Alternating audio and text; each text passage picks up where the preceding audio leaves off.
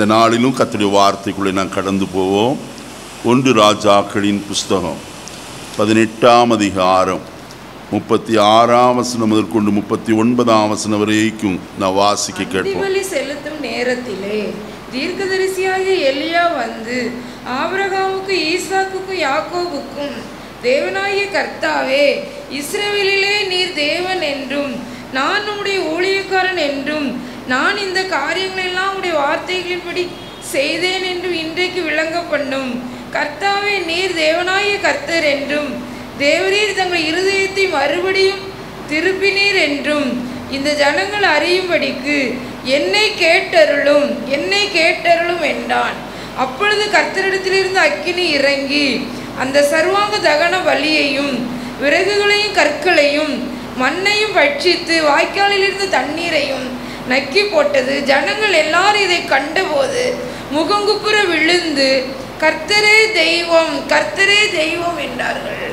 தலைகளை தாழ்த்தி ஜெபிக்கலாம். பரலோகத்தின் நல்ல பிதாவே, நல்ல வேளைக்காய் ஸ்தோத்திரம். ஆசீர்வதிக்கப்பட்ட இந்த நேரத்திலும் உம்முடைய பரிசுத்த சன்னிதானத்தில் நாங்கள் ஒரு சிறு கூட்டமாய் கூடி கர்த்தரை ஆராதிக்க எங்களுக்கு நீர் பாராட்டி நம்முடைய தயவுகளுக்காய் ஸ்தோத்திரம். விசேஷமாய் இன்றைக்கு உம்முடைய வார்த்தைகளை எங்களுக்கு தந்திருக்கிறீர். உம்முடைய வார்த்தைகளை கொண்டு எங்களோடு நீர் இடைப்படுவீராக. வார்த்தைகள் ஆவியாயும் ஜீவனாயும் இருக்கிறது. அது எங்களுக்குள்ள என்ன கிரியை செய்ய வேண்டும் என்று நீர் இந்த வசனத்தை அனுப்பி இருக்கிறீரோ அது கிரியை செய்யும்படியா எங்களை அர்ப்பணிக்கிறோம். எங்களை சந்தியும், எங்களை மாற்றும், எங்களுக்குள்ள ஒரு புதிய கிருபைகளை அதிகமாய் பொழிய பண்ணும். அடியனை மறைத்து கொள்ளும், உம்மை மாத்திரம் உயர்த்த உதவி செய்யும். மீட்பர் இயேசுவின் நாமத்தில் பிதாவே, ஆமென்.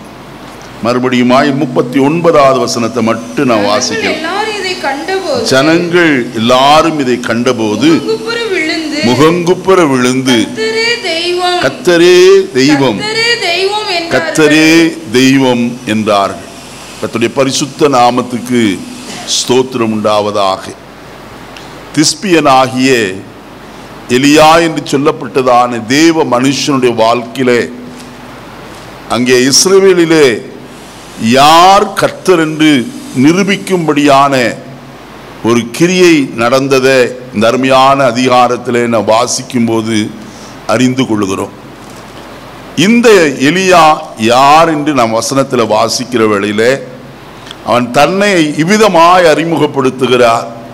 17ஆம் அதிகாரம் முதல் வசனத்தில் வாசிக்கும் போது, கிளையாத்தின் குடிகளிலே திஸ்பியனாகிய எலியா ஆகாபை நோக்கி, என் வாக்கின்படியே அன்றி இந்த வருஷங்களிலே பனியும் மழையும் பெய்யாதிருக்கும் என்று இஸ்ரவேலின் தேவனாய கர்த்தருக்கு முன்பாக நிற்கிற நான் அவருடைய ஜீவனை கொண்டு என்ன செய்கிறேன் சொல்லுகிறேன். தன்னை அறிமுகப்படுத்துகிற இந்த காரியத்தில் அவன் சொல்லுகிற ஒரு காரியம், நான் கர்த்தருக்கு முன்பாக என்ன செய்கிறவன், நிற்கிறவன். அருமையானே, எந்த ஒரு மனுஷன் கர்த்தருக்கு முன்பாக நிற்கிறானோ அவன் நிச்சயமாய் வெட்கப்பட்டு போவதே இல்லை என்பதை நாம் மறந்து போக வேண்டாம்.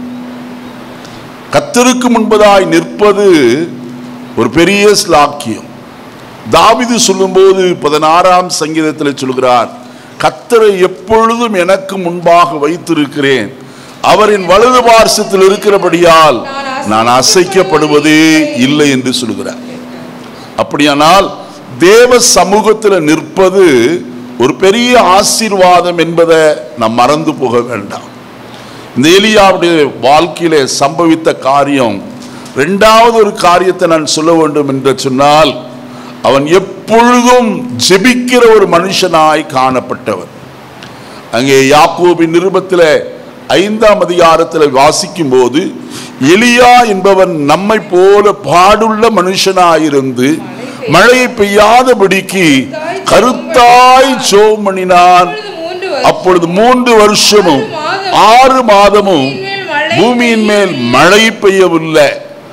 அடுத்த வசனம் சொல்லுகிறது, மறுபடியும் அவன் என்ன செய்தான், ஜெபம் பண்ணினான். அப்பொழுது வானம் மழையை பொழிந்தது, பூமி தன் பலனையும் என்ன செய்தது. அப்படியானால் எலியா கர்த்தருக்கு முன்பாய் வெறுமையாய் நிற்கிறவன் அல்ல, ஜெபத்தோடு கூட நிற்கிற ஒரு மனுஷனாய் காணப்படுகிறவன். இன்றைக்கு நம்முடைய வாழ்க்கையில கர்த்தருக்கு முன்பாய் அவருடைய சன்னிதானத்திற்கு வந்திருக்கிறோமே, நாம் இவ்விதமாய் தைரியமாய் சொல்லக்கூடுமோ? அருமையானே, ஆபிரகாமை குறித்து கர்த்தருடைய வசனத்திலே வாசிக்கும் போது சோதோம் குமாரா பட்டணமானது அழிக்கப்படும் என்று சொல்லி அவனிடத்திலே சொல்லப்பட்டதான வார்த்தையை கேட்டவுடனே அங்கே வசனம் இவ்விதமாய் சொல்கிறது, ஆபிரகாம் பின்னும் கர்த்தருக்கு முன்பாக என்ன செய்தான்? நிற்கிறவனாய் காணப்பட்டான். சோதோம் குமாராவுக்காக பரிந்து பேசுகிறவனாய் காணப்பட்ட ஒரு நிலைமையை நாம் பார்க்கிறோம். இங்கே எலியா கர்த்தருக்கு முன்பதாய் நிற்க காரணம், எப்படியாயிலும் தேசத்தில் ஒரு பெரிய ஒரு எழுப்புதல் வர வேண்டும், மாற்றம் வர வேண்டும் என்றுதான் விரும்பினான். காரணம், ஜனங்கள் எல்லாரும் கர்த்தரை விட்டு என்ன செய்தார்கள்? விலகி போவர்களாய் காணப்பட்டார்கள். அந்நிய தேவர்களை பாகால்களை சேவிக்கிறவர்களாய் காணப்பட்டபடியினாலே அங்கே கர்த்தர் எலியாவை கொண்டு ஒரு பெரிய மாற்றத்தை அனுப்பினதை இந்த அருமையான வேத பகுதியிலிருந்து வாசிக்கிறோம். ஆனால் ஒன்று நான் இந்த காலைவெளியிலே சொல்ல விரும்புகிற காரியம், எலியா கர்மேல் பர்வதத்தில் ஆகாபும் அவனோடு சேர்ந்த 400 தீர்க்கதரிசிகளும் ஏசபேலின் தீர்க்க பந்தியிலே அசனம் பண்ணுகிற 450 தீர்க்கதரிசிகளும் ஆக 850 தீர்க்கதரிசிகளோடு கூட அங்கே ஆகாபும் தனி மனிதனாக எலியாவும் நின்று கொண்டு ஒரு பெரிய சவால் விடுகிறார். அக்கினியினால் உத்தரவு அருளும் தெய்வமே தெய்வம் என்று சொல்லி அவனுக்கு முன்பதாய் ஜனங்களை கர்மேல் பர்வதத்தில் கூடி வரும்படிக்கு செய்ததை நான் வாசிக்கிறேன். அப்படிப்பட்டதான இடத்துல முதலாவது எலியா சொல்லுகிற காரியத்தை நன்றாய் நாம் கவனிக்க வேண்டும். வாசிப்போமா? 18ஆம் அதிகாரம் 21வது வசனத்தை நான் வாசிக்கலாம். அப்பொழுது எலியா சகல ஜனங்களையும் ஜனத்தண்டைக்கு வந்து, நீங்கள் எந்த மட்டும் 2 நினைவுகளால் குந்தி குந்தி என்ன செய்வீர்கள்? நடப்பீர்கள். அருமையானே, 2 நினைவுகள் எந்த மட்டும் உங்களிடத்தில் காணப்படும். நான் இன்றைக்கு பேச போற செய்தியுடைய தலைப்பு 2 காரியங்கள். அருமையானே, முதலாவது காரியம், நினைவுகள் 2ஆய் காணப்படுகிறது. ஒரே நினைவோடு கூட காணப்படாத ஜனம். அருமையானே, இந்த காலையிலே நான் ஒன்று உங்களோடு சொல்லட்டும், நம்முடைய வாழ்க்கையில நாம் எத்தனை நினைவுகளோடு கூட காணப்படுகிறோம்? நம்முடைய நினைவுகள் கர்த்தர் அறிந்திருக்கிறவைகள். ஏசாயா தீர்க்கதரிசியின் புஸ்தகம் 55ஆம் அதிகாரத்தில் வாசிக்கும் போது, என் நினைவுகள் உங்கள் நினைவுகளும் என் வழிகள் உங்கள் வழிகளும் அல்லவென்று கர்த்தர் சொல்லுகிறார். பூமியை பார்க்கிலும் வானங்கள் எப்படி உயர்ந்திருக்கிறதோ அப்படியே உங்கள் வழிகளை பார்க்கிலும் என் வழிகளும் உங்கள் நினைவுகளை பார்க்கிலும் என் நினைவுகளும் எப்படி இருக்கிறது?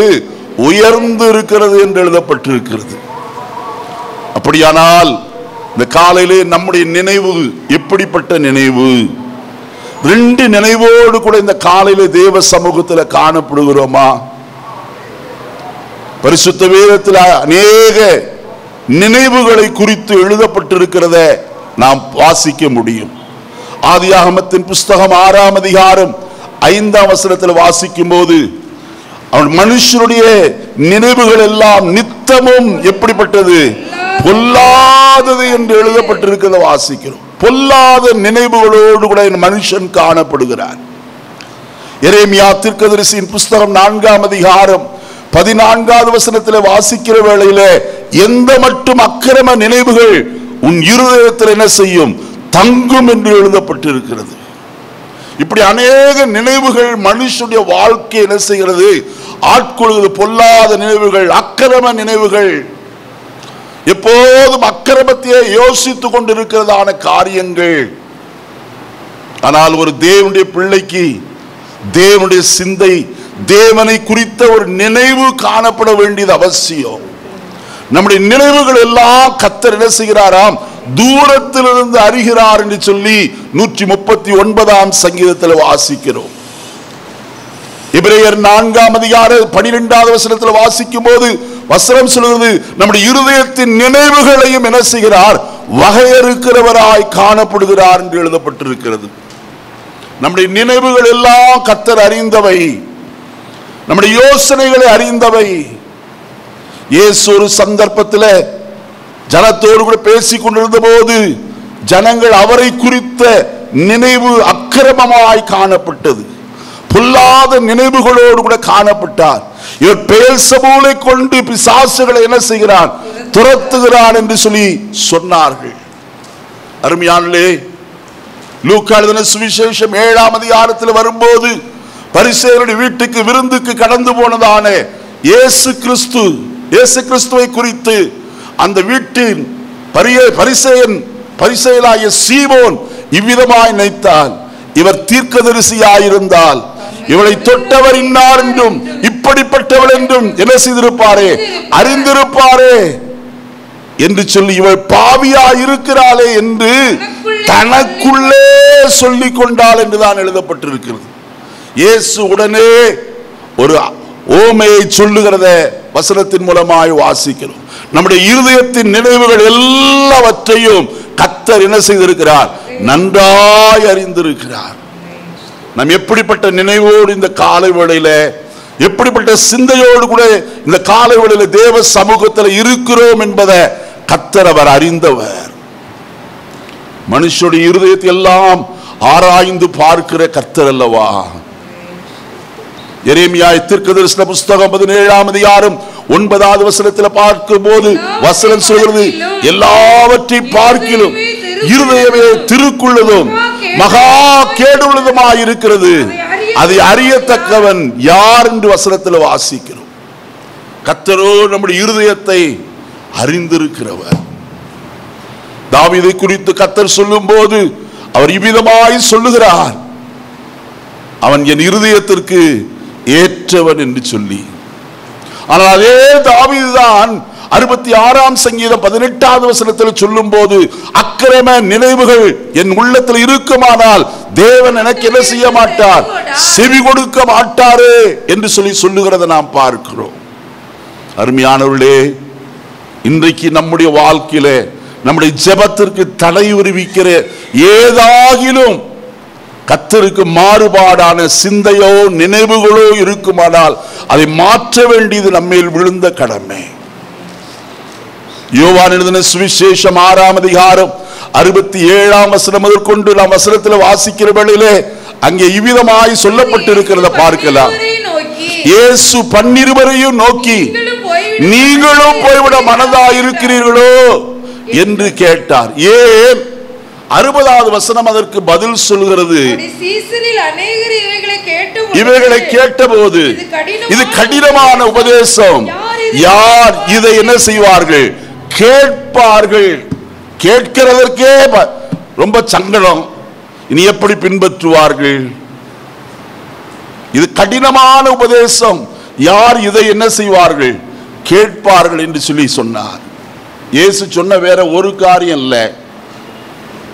ராபோஜனத்தை குறித்து அவர் சொல்லுகிறார், இது என்னுடைய சரீரம், இது என்னுடைய ரத்தமாயிருக்கிறது, இது புசிக்க வேண்டும், பானம் பண்ண வேண்டும் என்று சொல்லி இயேசு சொன்னதான காரியத்தை அவர்கள் புரிந்து கொள்ளாதபடிக்கு அவர்கள் சொன்ன காரியம் இது கடினமான உபதேசம், யார் இதை கேட்பார்கள்? அந்நேரம் முதற்கொண்டு அவரில் அநேகர் அவரை விட்டு செய்தார்கள், பின்வாங்கி போனார்கள். ஆகினால் தான் இயேசு சீஷரை பார்த்து கேட்கிறார் என்னவென்று, நீங்களும் போய்விட எப்படி இருக்கிறீர்களோ, மனதா இருக்கிறீர்களோ? அதற்கு சீமோன் பேதுரு கொடுத்ததான பதில் தான் மிக மேன்மையான ஒரு பதில். அவன் சொல்லுகிறார், அவனுக்கு பிரதியுத்தரமாக, ஆண்டவரே, யாரிடத்தில் போவோம்? நித்திய ஜீவ வசனங்கள் உம்மிடத்தில் அல்லவோ என்ன செய்கிறது இருக்கிறது. அருமையானே, இந்த வெளிப்பாடு நமக்கு தேவையாயிருக்கிறது. ஆவிக்குரியவர்கள் என்று சொல்கிறோம். எது ஆவிக்குரிய சிந்தை என்று அறியாமல் ஜீவிக்கிறோம். யார் ஆவிக்குரியவர்கள் என்று அறியாமலே காணப்படுகிறோம். அல்லேலூயாவும் ஸ்தோத்திரம் போட்டால் நாம் உடனே ஆவிக்குரியவர்கள் என்று நினைத்து விடுகிறோம். அல்ல, ஆவிக்குரிய மனுஷன் எல்லாராலும் என்ன செய்யப்படுகிறான்? நிதானிக்கப்படுகிறவனாய் காணப்படுகிறான். அவன் ஆவிக்குரிய சிந்தையுடையவனாய் காணப்படுகிறான். ஆவியின் சிந்தையோ ஜீவனும் சமாதானமும் என்று எழுதப்பட்டிருக்கிறது. ஒரு மனுஷன் ஆவிக்குரியவனாய் இருப்பான் என்றால் தன்னை வெளிப்படுத்துகிறவனாய் காணப்படுவான். எப்படி? பரிசுத்த வாழ்க்கையின் மூலமாய், அவருடைய பேச்சின் மூலமாய், அவருடைய செய்கையின் மூலமாய். இன்றைக்கு இருந்துவிட்டு நாளைக்கு மாறுகிற ஒரு காரியம் அல்ல. கிறிஸ்துவை பிரதிபலிக்கிற ஒரு ஜீவிதம் செய்கிறவன் தான் ஆவிக்குரியவனாய் காணப்படுகிறான். என்னை கேட்கிற அருமையான கர்த்தருடைய ஜனமே, பேதுருவுக்கு உண்டாயிருந்த ஒரு பெரிய ஆவிக்குரிய வெளிப்பாடு யாரிடத்தில் போவோம்? நித்திய ஜீவ வசனங்கள் உம்மிடத்தில் அல்லவோ என்ன செய்கிறது? இருக்கிறது. அருமையான பூமிக்குரிய நாட்டம் அல்ல, பரலோகத்தை குறித்த ஒரு நாட்டம் பேதுருடைய வாழ்க்கையிலே காணப்படுகிறது. அதனால்தான் சொல்லுகிறார், நித்திய ஜீவ வசனங்கள் உம்மிடத்தில் அல்லவோ இருக்கிறது. ஏன்? கர்த்தருடைய வசனத்தில் வாக்குத்தத்தமாய் சொல்லப்பட்ட காரியம் என்ன? நித்திய ஜீவனை அளிப்பதே கர்த்தருடைய வாக்குத்தத்தம் என்று எழுதப்பட்டிருக்கிறது. வசனத்தில் வாசிக்கிறோம். யோவான் 17ஆம் அதிகாரம் 3வது வசனத்தில் வாசிக்கும் போது வசனம் சொல்வது, ஒன்றான மெய்த்தேவனாய் உம்மையும் நீர் அனுப்பினவராய் இயேசுவையும் அறிவதே என்ன செய்து? நித்திய ஜீவன். அவரை விசுவாசிப்பது நித்திய ஜீவனாய் இருக்கிறது. இன்றைக்கு நாம் எதற்காய் பிரயாசப்படுகிறவர்களாய் காணப்படுகிறோம்? கர்த்தருடைய பிள்ளைகள் என்று அழைக்கப்படுகிறோமே, நித்திய ஜீவனுக்காய் பிரயாசப்படுகிறோமா? மத்தேயு 16ஆம் அதிகாரம் 16வது வசனத்தில் வாசிக்கிற வேளையிலே அங்கே கர்த்தருடைய வசனம் சொல்கிறது, சீமோன் பேதுரு இவ்விதமாய் அவன் சொல்லுகிறான், பிரதியுத்தரமாக, நீ ஜீவனுள்ள தேவனுடைய குமாரனாகிய கிறிஸ்து என்றான். அருமையானே, நீ ஜீவனுள்ள தேவனுடைய குமாரனாகிய கிறிஸ்து. அந்த வெளிப்பாடு இயேசு சொல்கிறார், இது மாம்சமும் ரத்தமும் இதை உனக்கு என்ன செய்யல? வெளிப்படுத்தவில்லை. பரலோகத்தில் இருக்கிற என் பிதாவே இதை உனக்கு என்ன செய்திருக்கிறார்? வெளிப்படுத்தி இருக்கிறார். அப்ப கிறிஸ்து யார் என்கிற ஒரு வெளிப்பாடு எல்லாருக்குள்ளும் காணப்பட வேண்டியது அவசியம். இயேசு கேட்கிறார், தம்மை குறித்து ஜனங்கள் என்னவென்று சொல்லுகிறார்கள்? பலரும் பலவிதமாய் சொல்லுகிறார் என்று சொல்லப்பட்டது. நீங்கள் என்ன நினைக்கிறீர்கள்? அதற்குத்தான் பேதுரு பதில் சொல்லுகிறார். இயேசு சொல்லுகிறார், இது மாம்சமும் ரத்தமும் இதை உனக்கு என்ன செய்யல? வெளிப்படுத்தலப்பா. பரலோகத்தில் இருக்கிற என் பிதாவே உனக்கு இதை என்ன செய்திருக்கிறார்? வெளிப்படுத்தி இருக்கிறார். ஆயினால் அவன் சொல்லுகிறார், யாரிடத்தில் போவோம்? நித்திய ஜீவ வசனங்கள் உம்மிடத்தில் அல்லவோ இருக்கிறது. இன்னைக்கு நம்முடைய ஜீவத்தில் கர்த்தருடைய பக்கமாய் சாய்ந்திருக்கிறோமா? அல்லது நம்முடைய சிந்தை உலகத்தின் பேரில் காணப்படுகிறதா? ரூத்தின் புஸ்தகத்தில் வாசிக்கும் போது ரூத் 1ஆம் அதிகாரம் 16வது வசனத்திலிருந்து ரூத்தை குறித்து விதமாய் சொல்லப்பட்டு இருக்கிறத பார்க்கிறோம். அதற்கு ரூத், நான் உம்மை விட்டு உம்மை பின்பற்றாமல் உம்மை விட்டு திரும்பி போவதை குறித்து என்னோட என்ன செய்ய வேண்டாம்? பேசவே வேண்டாம். ஓர்வால் போய்விட்டால் போய்விடட்டும், ஆனால் என்னை குறித்து நீர் என்ன செய்ய வேண்டாம்? பேசவே வேண்டாம். என்னை திரும்பி போ என்று சொல்லுகிற பேச்சு இதோடு நிற்கட்டும். ஏன் தெரியுமா? மாமியே, நான் உம்மை என்ன செய்வேன்? பின்பற்றி வருவேன். நீர் எங்கே போனாலும் நான் என்ன செய்வேன்? உம்மை தொடர்ந்து நான் வருவேன். அவள் சொன்ன வார்த்தை, அந்த வசனத்தை வாசிப்போம். 16வது வசனத்திலிருந்து, நானும் வருவேன், நீ தங்கும் இடத்தில் நானும் தங்குவேன், உம்முடைய ஜனம் என்னுடைய ஜனம், உம்முடைய தேவன் என்னுடைய தேவன். அருமையானவர்களை நன்றாய் கவனிக்க வேண்டும். இவள் மோவாபிய வம்சத்தை சேர்ந்தவள். மோவாபியர் 10ஆம் தலைமுறை மட்டும் சபைக்கு உட்படலாகாது என்று சொல்லி நாம் வசனத்தில் வாசிக்கிறோம். வாசிப்போமா? என்னாகமத்தின் புஸ்தகம் 23ஆம் அதிகாரம் 1வது வசனத்திலிருந்து வாசிக்கலாம். என்னாகமம் 23 முதல் வசனம். இல்லம்மா மன்னிக்கணும். உபாகமத்தின் புஸ்தகம் மன்னிக்கணும் 23ஆம் அதிகாரம் முதல் வசனம். வியாகுலப்பட்டவன் விதையடிக்கப்பட்டவனும் கோசமாறுபட்டவனும் கர்த்தருடைய சபைக்கு உட்படலாகாது. பிள்ளையும் கர்த்தருடைய சபைக்கு உட்படலாகாது. அவனுக்கு 10ஆம் தலைமுறை ஆனவனும் கர்த்தருடைய சபைக்கு உட்படலாகாது. அம்மோனியனும் மோவாபியனும் கர்த்தருடைய சபைக்கு என்ன செய்யலாகாது? உட்படலாகாது. அருமையானே, ஏன் மோவாபியன் கர்த்தருடைய சபைக்கு உட்படலாகாது என்று சொன்னால், இஸ்ரவேல் ஜனங்கள் வாக்குத்தத்தம் பண்ணப்பட்ட நாட்டிற்கு நேராய் போய்கொண்டிருக்கிறார்கள். அவர்களை சபிக்கும்படியாக பிலேயாமை கூலிபடுத்தி என்ன செய்தான்? பாலாக் ராஜா வரவழைத்தார். ஆனால் அவனோ சபிப்பதற்கு பதிலாய் கர்த்தர் அவன் வாயிலே போட்ட ஆசீர்வாதமான வார்த்தைகளை சொல்லிவிட்டார். ஆனால் பிலேயா ஒரு ஆலோசனை சொன்னான். அந்த ஆலோசனையின்படி செய்து இஸ்ரவேல் ஜனங்கள் வேசித்தனம் பண்ணத்தக்கதாக பலரும் மடிந்து போகத்தக்கதாக கிரியை செய்கிறவனாய் காணப்பட்டான் பிலேயா. அதை செய்ததற்கு காரணம் மோவாபிய ராஜா. ஆகினால் தான் கர்த்தருடைய வசனம் சொல்கிறது, மோவாபியன் கர்த்தருடைய சபைக்கு என்ன செய்யலாகாது? உட்படலாகாது.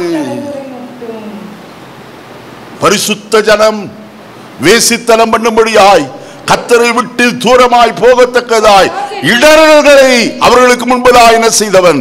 போட்டவன் என்று எழுதப்பட்டிருக்கிறது. இந்த காலையிலே ஒன்று சொல்ல விரும்புகிற, அப்படிப்பட்ட மோவாபிய பெண்ணாகிய இந்த ரூத் நகோமியை பார்த்து சொல்லுகிற ஒரு வார்த்தை, உம்முடைய ஜனம் என்னுடைய ஜனம், உம்முடைய தேவன் என்னுடைய தேவன் என்று சொல்லி தைரியமாய் அவள் சொல்லுகிறார். என்னை கேட்கிற கர்த்தருடைய ஜனமே, ஒரே சிந்தையோடு கூட நகோமியை பின்பற்றி வந்தால் தேவனுடைய ஆசீர்வாதத்தை அவள் சுதந்திரித்துக் கொண்டதை நாம் பார்க்கிறோம். இன்றைக்கு நம்முடைய ஜீவிதத்தில் நாம் என்ன நினைவுகளை கொண்டிருக்கிறோம்? கர்த்தரை பின்பற்றுகிற காரியத்தில் என்ன வந்தாலும் எதுவரை நடந்தாலும் கர்த்தரை மட்டும் நான் என்ன செய்வேன்? பின் சென்று நடப்பேன். கர்த்தரை பின்பற்றி காணப்படுவேன். கர்த்தருக்காய் சாட்சியாய் வாழ்வேன் என்று ஸ்திரமாய் திடமான ஒரு நம்பிக்கையோடு ஜீவிக்கிறோமா? நம்முடைய நினைவுகளை அவர் அறிந்திருக்கிற கர்த்தர். 2 நினைவுகள் அல்ல, ஒரே நினைவு, கர்த்தரை பின்பற்றுகிற காரியம். அதே 18ஆம் அதிகாரத்தில் 1 ராஜாக்களின் புஸ்தகம் நான் வாசித்த 21வது வசனத்தில் வசனம் இவ்விதமாய் சொல்கிறது, கர்த்தர் தெய்வமானால் கர்த்தரை பின்பற்றுங்கள், பாகால் தெய்வமானால் பாகாலை என்ன செய்யுங்கள்? பின்பற்றுங்கள். 2 விதமான தெய்வம், 2 நினைவு மட்டுமல்ல, 2 தெய்வங்களை குறித்து எழுதப்பட்டிருக்கிறது. ஒன்று யெகோவா தேவனாய கர்த்தர், மற்றொன்று பாகால், மனுஷரால் சிருஷ்டிக்கப்பட்ட கடவுள்கள். அருமையானே, யாரை சேவிக்கும்படியாய் இன்றைக்கு நாம் விரும்புகிறோம்? யோசுவாவின் புஸ்தகம் 24ஆம் அதிகாரத்தில் வாசிக்கும் போது 15வது வசனத்தில் விதமாய் சொல்லப்பட்டிருக்கிறது, கர்த்தரை சேவிக்கிறது உங்களுக்கு ஆகாததாய் கண்டால் பின்ன யாரை சேவிப்பீர்கள் என்று இன்று தெரிந்து கொள்ளுங்கள். நதிக்கு அப்புறத்தில் உங்கள் பிதாக்கள் சேவித்த தேவர்களை சேவிப்பீர்களோ, நீங்கள் வாசம் பண்ணுகிற தேசத்தின் குடிகளாகிய எமோரியரின் தேவர்களை சேவிப்பீர்களோ, நானும் என் வீட்டாருமோ என்றால். ஹல்லேலூயா! எத்தனை பேர் இந்த காலவெளியில் இப்படிப்பட்ட தீர்மானத்தோடு இந்த அறை வீட்டுக்குள்ள காணப்படுகிறோம்? கரங்களை உயர்த்தி உரலிலே சொல்லுவோமா, கர்த்தரை நான் பின்பற்றுவேன். அருமையான கர்த்தருடைய பிள்ளைகளே, பாகால்களை பின்பற்றுகிறது அல்ல. அவர்கள் வாயிருந்து பேசாது, அவள் தங்கள் தொண்டையால் சத்தமிடவோ மாட்டாது, அவள் கால்கள் இருந்து நடக்க மாட்டாது, தங்கள் கைகளால் கிரியை செய்யவோ மாட்டாது. ஆனால் நம்முடைய தேவனோ பரலோகத்தில் இருக்கிறார், தமக்கு சித்தமான யாவற்றையும் அவர் செய்கிறார் என்று வேதம் சொல்லுகிறதே. ஜீவனுள்ள தேவனை விட்டு விலகுவதற்கு ஏதுவான அவிசுவாசம் உள்ள பொல்லாத இருதயம் உங்களில் ஒருவனுக்குள்ள இராதபடிக்கு எச்சரிக்கையாயிருங்கள். அருமையானே, கர்த்தருடைய வசனம் எவ்வளவு ஆணித்தரமாய் நமக்கு எச்சரிப்பாய் கடந்து வருகிறது. எபிரேயருக்கு எழுதின நிருபத்திலே தான் அந்த வசனத்தை நாம் வாசிக்கிறோம். வாசிப்போமா? எபிரேயருக்கு எழுதின நிருபம் 3ஆம் அதிகாரம் 12வது வசனத்தை வாசிக்கிறோம். சகோதரரே, ஜீவனுள்ள தேவனை விட்டு விலகுவதற்கு ஏதுவான எப்படிப்பட்ட இருதயம்? அவிசுவாசமுள்ள இருதயம். அவிசுவாசம் நமக்குள்ளே வருமானால் நாம் அவரை விட்டு விலகுகிறவர்களாய் காணப்படுவோம். நமக்குள்ள அவிசுவாசத்திற்கு நாம் ஒரு நாளும் என்ன செய்யாதிருப்போமாக, இடம் கொடாதிருப்போமாக. சீஷருடைய வாழ்க்கையில படவிலே இயேசு இருக்கிறார். சீஷர்கள் தவித்தார்கள். போதகரே, நாங்கள் மடிந்து போகிறது, உமக்கு கவலை இல்லையா என்றார்கள். இயேசு எழுந்திருந்து காற்றையும் கடலையும் அமர்த்தி சாந்தப்படுத்தி விட்டு அவர்களை பார்த்து கேட்டார், ஏன் உங்களுக்கு விசுவாசம் இல்லாமற் போயிற்று? அவிசுவாச சிந்தை நமக்கு வேண்டாம். கர்த்தர் எனக்கு எல்லாவற்றையும் செய்ய வல்லவர். அருமையானே, ஷாத்ராக், மேஷக், ஆபேத்நேகோ என்பவருடைய வாழ்க்கையில நாம் அறிந்திருக்கிறோமே. தீச்சூளைக்கும் அவர்கள் என்ன செய்யல? பயப்படவே இல்லை. தீச்சூளை 7 மடங்கு அதிகமாக்கப்பட்டது. ஆனாலும் அவர்கள் சொன்னதான வார்த்தை, நாங்கள் ஆராதிக்கிற எங்கள் கர்த்தர் எங்களை தப்புவிக்க எப்படிப்பட்டவர்? வல்லவராயிருக்கிறார். அருமையானே, அவிசுவாசத்திற்கு ஒருவர் இடம் கொடுத்து தேவனை விட்டு விலக நம்முடைய வாழ்க்கையை ஒப்புவிக்க வேண்டாம். கர்த்தருடைய வசனத்தில் என்ன வாசிக்கும் போது கர்த்தருடைய வசனம் சொல்லுகிறது ஆபிரகாமை குறித்து. ரோமருக்கு எழுதின 4ஆம் அதிகாரத்தில் வாசிக்கிறோம், அவன் விசுவாசத்தில் பலவீனமா இருக்கவே இல்லை. மற்றொரு வசனத்தில் வார்த்தையில நாம் வாசிக்கும் போது அங்கே சொல்லுகிறான், அவிசுவாசமா இராமல் என்று எழுதப்பட்டிருக்கிறத நாம் பார்க்கிறோம். வாசிப்போமா 20வது வசனத்தை? தேவனுடைய வாக்குத்தத்தத்தை குறித்து அவன் அவிசுவாசமா இராமல்.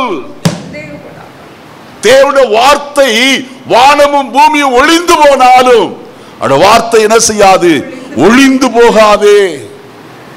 தேவன் சொன்னதை செய்கிறவர், தேவன் மாற்றுகிறவர் அல்ல. ஒரு தரம் விளம்பினதை நான் என்ன செய்திருக்கிறேன்? 2 முறை கேட்டிருக்கிறேன். வல்லமை தேவனுடையது என்று எழுதப்பட்டிருக்கிறது. காலையில வாசித்தோமே. அருமையான கர்த்தருடைய ஜனமே, அவிசுவாசத்திற்கு ஒரு கால் இடம் கொடுக்க வேண்டாம். தேவன் நம்ம எந்த சூழ்நிலையின் வழியாய் நடத்தினாலும் தேவன் சகலவற்றை அறிந்திருக்கிற கர்த்தர் உங்களை அந்த வாக்குத்தத்தத்தை சுதந்தரிக்கும்படிக்கு நிச்சயம் வைக்கிறவராய் காணப்படுவார். வாக்குத்தத்தம் பண்ணினவர் வாக்கு மாறாதவராய் காணப்படுகிறாரே. வாக்குத்தத்தம் பண்ணினவர் உண்மை உள்ளவர் என்று எழுதப்பட்டிருக்கிறது. வாக்குத்தத்தத்தை நிறைவேற்ற அவர் எப்படிப்பட்டவர்? வல்லவராய் இருக்கிறார் என்று முழு நிச்சயமாய் நம்பினான் என்று ஆபிரகாமை குறித்து சொல்லப்பட்டிருக்கிறது. அதனால சகோதரரே, ஜீவனுள்ள தேவனை விட்டு விலகுவதற்கு ஏதுவான அவிசுவாசம் உள்ள பொல்லாத இருதயம் உங்களில் ஒருவனுக்குள்ள இராதபடிக்கு எப்படி இருங்கள்? எச்சரிக்கையாயிருங்கள். யோசுவா சொன்னது போல, நீங்கள் எல்லாரும் எப்படி இருக்கிறீர்களோ எனக்கு தெரியாது, ஆனால் நானும் என் வீட்டு அனுபவம் என்றால் கர்த்தரை மட்டுமே என்ன செய்வோம்? சேவிப்போம். கர்த்தரை சேவிப்பது எவ்வளவு நன்மையானது! கர்த்தரை பின்பற்றுவது மேலானது.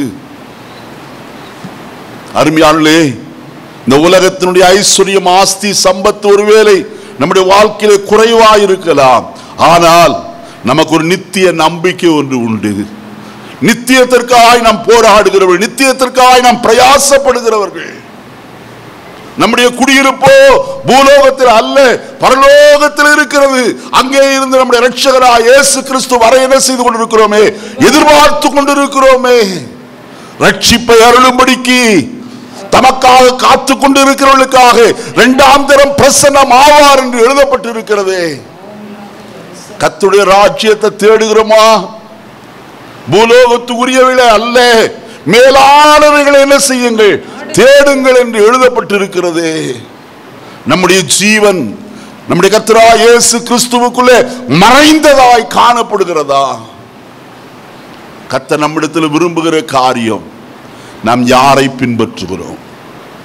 மனுஷரையா, அந்நிய தேவர்களையா, அல்லது ஜீவனுள்ள தேவனாய கர்த்தரையா? தீர்மானிக்க வேண்டியது நம்மையில் விழுந்த கடமை. அடுத்த வசனத்தில் வாசிக்கும் போது 23வது வசனத்தில் ரெண்டு விதமான தீர்க்கதரிசிகளை குறித்து வாசிக்கிறோம். 22வது வசனம், கர்த்தரின் தீர்க்கதரிசிகளும் பாகால்களின் தீர்க்கதரிசிகள் என்று ரெண்டு விதமாய் சொல்லப்பட்டிருக்கிறத வாசிக்கிறோம். இன்றைக்கும் உலகத்தில் கர்த்தருக்கு உண்மையாய் ஊழியம் செய்கிற ஊழியக்காரர்கள் இருக்கிறார்கள், கள்ள போதனை செய்கிறவர்களும் இருக்கிறார்கள். அருமையானே, ஊழியம் என்பது விளையாட்டல்ல. வேதம் சொல்லுகிறது, தண்டில் சேவகம் பண்ணுகிற எவனும் தன்னில் சேவகம் பண்ணுகிறவனுக்கு ஏற்றவனாயிருக்கும்படிக்கு பிழைப்புக்கு அடுத்த அலுவல்களில் என்ன செய்ய மாட்டான், சிக்கி கொள்ள மாட்டான். கர்த்தருடைய ஊழியத்தை செய்கிறவன், கர்த்தர் அழைத்தாரா எல்லாவற்றையும் விட்டு பின்பற்றுகிறவன். நல்ல கவனிங்க, ஏதோ ஒரு காரியத்தை பிசினஸ் செஞ்சுட்டு ஊழியம் செய்யறதில்லை. சபை ஊழியம் என்பது விசேஷித்த காரியம். ஜனத்திற்காக இரவும் பகலும் அவன் கர்த்தருடைய சமூகத்தில் என்ன செய்கிறவன், விழித்திருக்கிறவனாய் காணப்படுகிறவன். சும்மா ஏதோ ஒரு வசனத்தை, வாக்குத்தத்த வார்த்தையை கொண்டு வந்து அதை சொல்லிவிட்டு போகிறவன் அல்ல. அருமையான கர்த்தருடைய ஜனமே, நன்றாய் புரிந்து கொள்ள வேண்டும். ஊழி என்பது ஒரு முள்ளின் மேல் நிற்கிற ஒரு அனுபவத்திற்கு ஒப்பாய், ஒரு பட்டயத்தின் மேல் நிற்கிற அனுபவத்திற்கு ஒப்பாய் இருக்கிறது. யாக்கோபு சொல்லும் போது சொல்கிறான், உங்களில் அநேகர் போதகர் ஆகாதிருப்பீர்களாக. ஏன்? அங்க வசனம் சொல்கிறது, அதிக ஆக்கினை அடைவோம் என்று. யாக்கோபு நிருபம் 4ஆம் அதிகாரம் முதல் வசனம்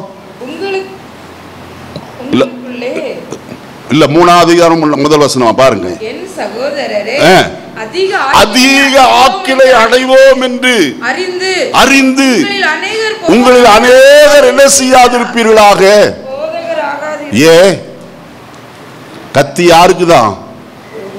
போதிக்கிறவனுக்கு தான் கத்தி வருதையா. இப்ப எவ்வளவு ஜாக்கிரதையா இருக்கணும்.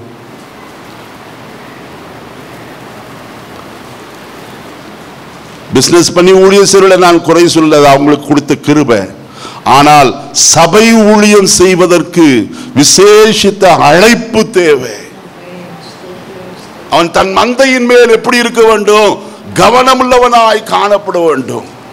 அப்போஸ்தலனாகிய பவுல் அப்போஸ்தல நடபடிகளின் புஸ்தகம் 20ஆம் அதிகாரத்தில் எபேசு சபையின் மூப்பர்களை பார்த்து அவர் சொல்லுகிறதான வார்த்தை இவ்விதமாயிருக்கிறது. வாசிப்போமா? 31வது வசனத்தை. ஆனபடியால் நான் 3 வருஷமாய் இரவும் பகலும் கண்ணீரோடு அவனவனுக்கு புத்தி சொல்லி கொண்டு வந்ததை நினைத்து என்ன செய்யுங்கள்? விழித்திருங்கள். என்ன புத்தி சொல்லி கொண்டு வந்தார்? வசனம் அங்கே சொல்லுகிறது, 20வது வசனம், பிரயோஜனமானவைகளில் ஒன்றையும் என்ன செய்யாமல் நான் உங்களுக்கு என்ன செய்யல, மறைத்து வைக்கல. பிரயோஜனமானது என்ன? அங்க வசனம் சொல்லுகிறது 26வது வசனத்தை வாசிப்போம். தேவனுடைய ஆலோசனை. அருமையானே, தேவனுடைய ஆலோசனையை ஒன்று நான் என்ன செய்யல, மறைத்து வைக்கல. அங்க வசனத்துல வாசித்த 2 முறை 20வது வசனத்திலே பிரயோஜனமானது. எது பிரயோஜனம்? தேவனுடைய ஆலோசனை பிரயோஜனமானது. அதை நான் உங்களுக்கு என்ன செய்யல? மறைத்து வைக்கவில்லை. இந்த ஆலோசனை எப்பொழுது கிடைக்கும்? கர்த்தருடைய பாதத்தில் விழுந்து கிடக்கும் போதுதான். தேவ சமூகத்தில் இரவும் பகலும் ஆத்துமாக்களுக்காய் உத்தரவாதம் பண்ணுகிறவன் சபையை நடத்துகிற ஊழியக்காரன். எபிரேயருக்கு எழுதின நிருபம் 13ஆம் அதிகாரம் 15வது வசனத்தில் வாசிக்கிற வேளையிலே வசனம் அங்கே இவ்விதமாய் சொல்லுகிறது. எபிரேயர் 13:17வது வசனம், உங்களை நடத்துகிறவர்கள் உங்கள் ஆத்துமாக்களுக்காய் உத்தரவாதம் பண்ணுகிறவர்களாய். நன்றாய் கவனிங்க. உங்களை நடத்துகிறவர்கள் உங்கள் ஆத்துமாக்களுக்காய் என்ன செய்கிறார்கள்? உத்தரவாதம் பண்ணுகிறவர்கள். மாம்சீக ஜீவனுக்கு உத்தரவாதம் அல்ல, பொருளாதாரத்திலே உத்தரவாதம் அல்ல. எதிலே? ஆத்துமாக்களை குறித்து அந்த ஆத்துமா ஈடேறும்படியாய், கர்த்தருடைய ராஜ்யத்தில் போய் சேரும்படியாய். நாமோ கெட்டு போகிறதற்கு பின்வாங்குகிறவர்களாயிராமல் ஆத்துமாக்கள் ஈடேற என்ன செய்கிறவர்களாய் இருக்கிறோம். வசனத்தை வாசிப்போமா? எபிரேயருக்கு எழுதின நிருபம் 10ஆம் அதிகாரத்தில் அந்த வசனம் இருக்கிறது.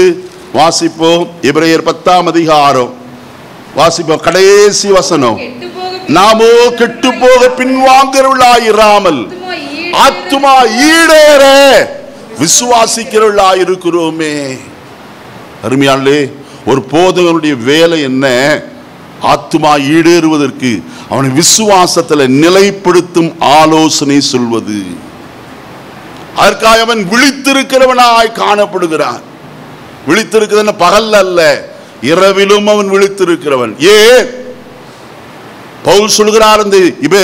அப்போஸ்தலர் 20ஆம் அதிகாரத்தில் நான் வாசிக்கும் வசனத்தில் வாசிக்கும் போது 28வது வசனத்திலிருந்து வாசிப்போம். ஆகையால் உங்களை குறித்தும் தேவன் தம்முடைய சுய இரத்தத்தினாலே சம்பாதித்த தமது சபையை மேய்ப்பதற்கு பரிசுத்த ஆவி உங்களை கண்காணிகளாய் வைத்த மந்தை முழுவதையும் குறித்து எப்படி இருங்க? எச்சரிக்கையாயிருங்கள். நான் போன பின்பு மந்தையை தப்ப விடாத கொடிதான ஓநாய்கள் உங்களுக்குள்ள என்ன செய்யும்? ஓநாய் வருமாம். எதற்கு? ஆடுகளை பீறி போடுவதற்கு, ஆடுகளை கொள்வதற்கு. அருமையானே, இயேசு சொல்லும் போது சொன்னார், திருடன் திருடவும் கொல்லவும் அழிக்கவும் வருகிறான் என்று வேறு ஒன்றுக்கும் வரா, நானோ இவங்களுக்கு ஜீவன் உண்டாயிருக்கு, அந்த ஜீவன் பரிபூர்ணப்பட வந்தேன் என்று சொன்னார். மந்தை முழுவதற்கும் அவன் எப்படிப்பட்டவனாய் இருக்கிறான்? கண்காணியாயிருக்கும்படிக்கு கர்த்தர் அவனை ஏற்படுத்தி வைத்திருக்கிறார். அடுத்த வசனத்தை வாசிப்போம். நான் போன பின்பு மந்தையை தப்ப விடாத கொடிதான ஓநாய்கள் உங்களுக்குள்ளும் வரும். அடுத்தது, உங்களிலும் சிலர் எழும்பி சீஷர்களை தங்களிடத்தில் இழுத்துக்கொண்டு மாறுபாடானவைகளை என்ன செய்வார்கள்? இதுதான் இன்னைக்கு நடக்கிற காரியம். 2 பேதுரு 3ஆம் அதிகாரம் 1 வசனத்தில் வாசிக்கும் போது அங்க வசனம் சொல்லுகிறது, கள்ள தீர்க்கதரிசிகள் இருந்தார்கள். அப்படியே உங்களுக்குள்ளும் கள்ள போதகர்கள் இருப்பார்கள். வாசிங்க. அவர்கள் கேட்டுக்கு ஏதுவான வேத புரட்டுகளை 2 பேதுரு 2ஆம் அதிகாரம் 1வது வசனம், மன்னிக்கணும், வாசிங்க. அவர்கள் கேட்டுக்கு ஏதுவான முதல்ல இருந்து வாசிங்க. கள்ள தீர்க்கதரிசிகள் ஜனங்களுக்குள்ளே இருந்தார்கள். உங்களுக்குள்ளும் கள்ள போதகர்கள் இருப்பார்கள். அவர்கள் கேட்டுக்கு ஏதுவான வேத புரட்டுக்களை என்ன செய்து தந்திரமாய் நுழைய பண்ணி தங்களுக்கு கிரயத்தை கொண்ட ஆண்டவரை என்ன செய்வார்கள்? மறுதலிப்பார்கள். தங்களுக்கு தீவிரமான அழிவை என்ன செய்வார்கள்? அருமையானவர்களே, யாக்கோபு மந்தை மேய்க்கிறவன். ஆனால் அவனுடைய வாழ்க்கையில் நன்றாய் தெரியும், அவன் தன் மாமனாகிய லாபானுக்கு முன்பதாய் சொல்லுகிறான், பகலிலே களவு போனதையும் இரவிலே களவு போனதையும் உமக்கு தருகிறேன். அப்ப தன் மந்தையை காத்துக் கொள்கிறதிலே ஜாக்கிரதையற்றவனாய் காணப்பட்டான். ஆனால் தாவீதை பாருங்கள், அங்கே சவுலுக்கு முன்பதாய் சாட்சி சொல்லுகிறான், ஒரு விசை என் தகப்பனுடைய ஆடுகளை மேய்த்து கொண்டிருந்த போது ஒரு சிங்கம் வந்தது, ஒரு கரடியும் வந்தது. மந்தையில் இருக்கிற ஒரு ஆட்டை என்ன செய்தது? அது பிடித்து கொண்டது. நான் அதை தொடர்ந்து போய் அதை அடித்து அதன் வாய்க்கு என்ன செய்தேன்? ஆட்டை தப்புவித்தேன். அது என் மேல் பாய்ந்த போது நான் அதை என்ன செய்தேன்? கொன்று போட்டேன். என்னை கேட்கிற கர்த்தருடைய மக்களே, மெய்ப்பன் எப்படிப்பட்டவனாய் இருக்க வேண்டும்?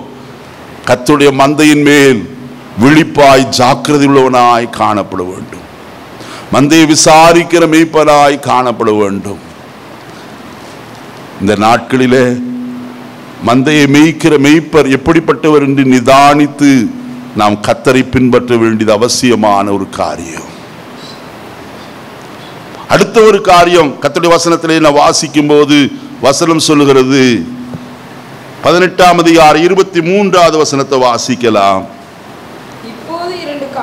இப்போது 2 காளைகளை எங்களிடத்தில் கொண்டு வரட்டும்.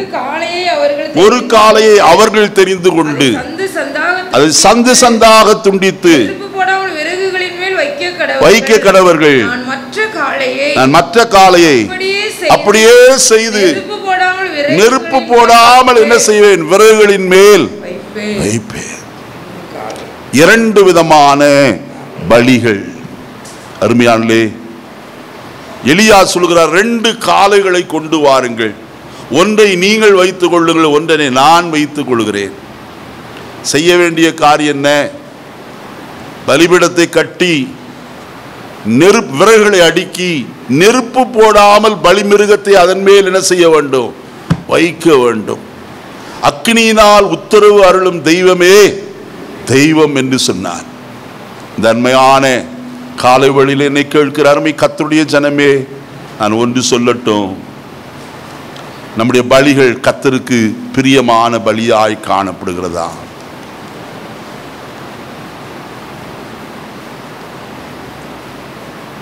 அந்நிய அக்னியை கொண்டு வருவதல்ல. ஆரோனின் குமாரராகிய நாதாபும் அபியூவும் அந்நிய அக்னியை கொண்டு வந்தபடியினாலே அவர்கள் கர்த்தருடைய சன்னதியில் என்ன செய்தார்கள்? அவர்கள் இறந்து போனார்கள்.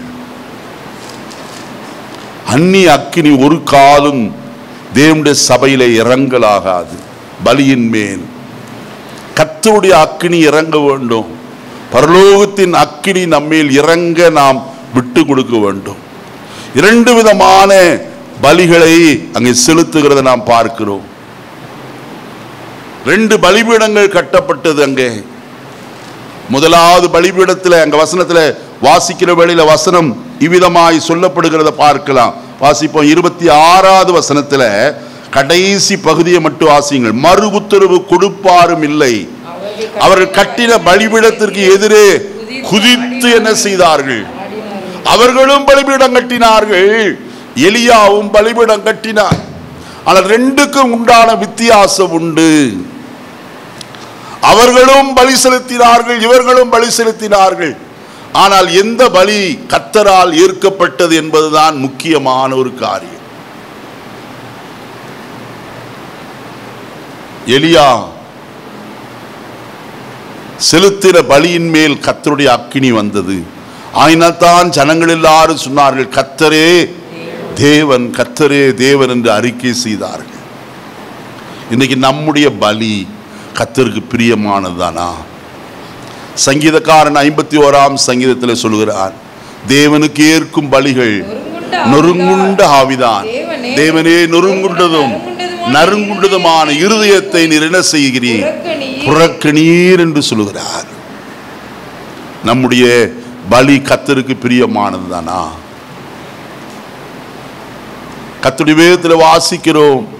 எபிரேயர் 13ஆம் அதிகாரத்தில் வாசிக்கும் போது, உதடுகளின் கனியாகிய ஸ்தோத்திர பலி என்று எழுதப்பட்டிருக்கிறது. 69ஆம் சங்கீதத்தில் அங்கே வசனத்தில் வாசிக்கிற போது வசனம் சொல்லுகிறது, அங்கேயே காளை உதடுகளின் காளை ஆகிய ஸ்தோத்திர பலி என்று எழுதப்பட்டிருக்கிறது. நம்முடைய ஜீவிதத்தில் கர்த்தரை எவ்விதமாய் ஸ்தோத்திரிக்கிறோம்? தாவீது சொல்கிறார், கர்த்தரை நான் எக்காலத்திலும் ஸ்தோத்திரிப்பேன், அவர் துதி எப்போதும் என்னுடைய வாயில் இருக்கும் என்று சொன்னானே. கர்த்தரை நாம் ஸ்தோத்திரிக்கிற ஒவ்வொரு ஸ்தோத்திரமும் அவருக்கு பலியாய் காணப்படுகிறது. 69ஆம் சங்கீதத்தில் வாசிக்கலாமா இந்த வசனத்தை? 69ஆம் சங்கீதம் 30வது வசனத்திலிருந்து வாசிங்க. தேவனுடைய நாமத்தை பாட்டினால் துதித்து அவரை ஸ்தோத்திரத்தினால் என்ன செய்யுங்க? மகிமைப்படுத்துங்கள். கொம்பும் விரிகுளமுள்ள காளை எருதை பார்க்கிலும் இதுவே கர்த்தருக்கு எப்படிப்பட்டது? பிரியமானது என்று எழுதப்பட்டிருக்கிறதை நாம் வாசிக்கிறோம். அருமையானவர்களே, கர்த்தருக்கு பிரியமான பலி செலுத்துகிறோமா? லூக்கா 18ஆம் அதிகாரம் 10வது வசனத்தில் 2 பேர் தேவாலயத்திற்கு போனார்கள். 2 பேரும் ஜெபம் பண்ணினார்கள். ஆனால் 2 பேருடைய ஜெபத்தில் ஒருவனுடைய ஜெபம் கேட்கப்பட்டது. யார் என்றால், அவன் ஆலயத்திற்கு புறம்பாய் நின்று கொண்டு தன்னுடைய முகத்தை தன் தலையும் வானத்திற்கு ஏறெடுக்க என்ன செய்யாதபடிக்கு துணியாமல் தன் மார்பிலே அடித்து கொண்டு, தேவனே பாவியாய் என்மேல் எப்படி இரும், கிருபையாயிரும். தன்னை குறித்து அவன் புகழவில்லை. நான் அப்படி செய்தேன், இப்படி செய்தேன், அதை செய்தேன், இதை செய்தேன் என்றெல்லாம் அவன் தம்பட்ட அடித்துக் கொள்ளவில்லை. அவன் வெளியே நின்று கொண்டு சொல்லுகிறான், தேவனே பாவியாய் என்மேல் எப்படி இரும், கிருபையாயிரும். அவன் அல்ல, இவனே நீதிமானாக்கப்பட்டவனாய் தன் வீட்டுக்கு என்ன செய்தான்? திரும்பி போனான். இன்றைக்கு நம்முடைய ஜீவிதத்தில் கர்த்தருக்கு பலி செலுத்துகிற நாம் எவ்விதமாய் செலுத்துகிறோம்? ஒரு நொறுங்குண்ட இருதயம், நறுங்குண்ட ஆவி நமக்குள்ளே உண்டாயிருக்குமானால் அதுவே கர்த்தருக்கு எப்படிப்பட்டது? பிரியமான பலி என்று எழுதப்பட்டிருக்கிறதே. அருமையானவர்களே, அடுத்து 2 விதமான பலிபீடத்தை கட்டினார்கள். ஒன்று, பாகாலின் தீர்க்கதரிசிகள் ஆகாபோடு சேர்ந்து ஒரு பலிபீடத்தை கட்டினார்கள். பலிப்பொருளை அவர்கள் வைத்தார்கள், விறகுகளின் மேல் அடுக்கி வைத்தார்கள். காலை முதற்கொண்டு அந்தி பலி செலுத்தும் நேர வரைக்கும் என்ன செய்தார்கள்? தங்கள் தேவனை நோக்கி கூப்பிட்டார்கள். ஒரு சன்னதமும் என்ன செய்யல, ஒரு சத்தமும் வரவே இல்லை. கத்திகளால் தங்களை கீறி ரத்தம் சிந்தினார்கள். எலியா சொல்கிறான், ஒருவேளை உங்களுடைய தெய்வம் தூங்கி இருந்தால் இருப்பான், அவனை எழுப்பி விடுங்கள். அவன் அலுவலாயிருப்பான், ஒருவேளை பிரயாணமாயிருப்பான். எத்தனையோ பிரயாசப்பட்டார்கள், பதில் வரவே இல்லை. ஆனால் எலியா செய்த ஒரு காரியம், தகர்க்கப்பட்ட பலிபீடத்தை அவன் செப்பனிட்டான். கர்த்தருடைய அக்கினி நம்மேல் வர வேண்டுமானால் நாம் செய்ய வேண்டிய காரியம் எலியா செய்தது போல செய்ய வேண்டியவர்களாய் நாம் காணப்படுகிறோம். 30வது வசனத்திலிருந்து வாசிப்போமா? அப்பொழுது எலியா சகல ஜனங்களையும் நோக்கி, என் கிட்டே வாருங்கள். சகல ஜனங்களும் அவன் கிட்ட வந்தபோது தகர்க்கப்பட்ட பலிபீடத்தை அவன் செப்பனிட்டான். என்னை கேட்கிற அருமையான கர்த்தருடைய பிள்ளையே, உன்னுடைய பலிபீடம் எப்படிப்பட்டதாய் காணப்படுகிறது? பலிபீடம் என்பது ஆராதனையை காட்டுகிறது. முதல் கர்த்தருக்கு ஆராதனை செய்தவன் ஆபேல். கர்த்தர் அவனுடைய ஆராதனையில் பிரியமுள்ளவராயிருந்து அவனுடைய பலியை அவர் என்ன செய்தார்? அங்கீகரித்து கொண்டதை நாம் வசனத்தில் வாசிக்கிறோம். அதற்கு பின்பு நான் வசனத்தில் வாசிக்கும் போது ஒரு பெரிய காரியம் நடந்தது. ஆதாமுக்கு ஒரு பிள்ளை பிறந்தான். அவனுடைய பேர் சேத் என்று பெயர். அவனுக்கு ஒரு பிள்ளை பிறந்தான். வசனத்தில் வாசிப்போமா? ஆதியாகமத்தின் புஸ்தகம் 4ஆம் அதிகாரம் 26வது வசனம், கடைசி வசனம் 4:26. சேத்துக்கு ஒரு குமாரன் பிறந்தான். அவனுக்கு ஏனோஸ் என்று பேர். அப்பொழுது மனுஷர் கர்த்தருடைய நாமத்தை என்ன செய்தார்கள்? தொழுது கொள்ள ஆரம்பித்தார்கள். ஆராதனை செய்ய அன்றைக்குதான் ஆரம்பித்தார்கள், ஆபேலுக்கு பிறகு. ஆனா நடந்தது என்ன? நல்ல கவனிக்கணும். ஆராதனையில மும்மரமாய் இருந்தார்கள். ஆனால் கர்த்தருடைய சத்தத்திற்கு என்ன செய்யல? செவி கொடுக்கவே இல்லை. ஆராதித்த கூட்டம் எல்லாம் ஜலப்பிரளயத்தில் மாண்டு போயிற்று. நோவாவும் அவன் குடும்பத்தாராய் 8 பேர் மாத்திரமே என்ன செய்யப்பட்டார்கள்? ஜலப்பிரளயத்திலே காக்கப்பட்டார்கள். காரணம் என்ன? கர்த்தரோடு சேர்ந்து நடக்கிற ஏனோக்கு, அவனுடைய குமாரனாகிய நோவா. என்னை கேட்கிற கர்த்தருடைய ஜனமே, நோவா தேவனோடு கூட என்ன செய்தவன்?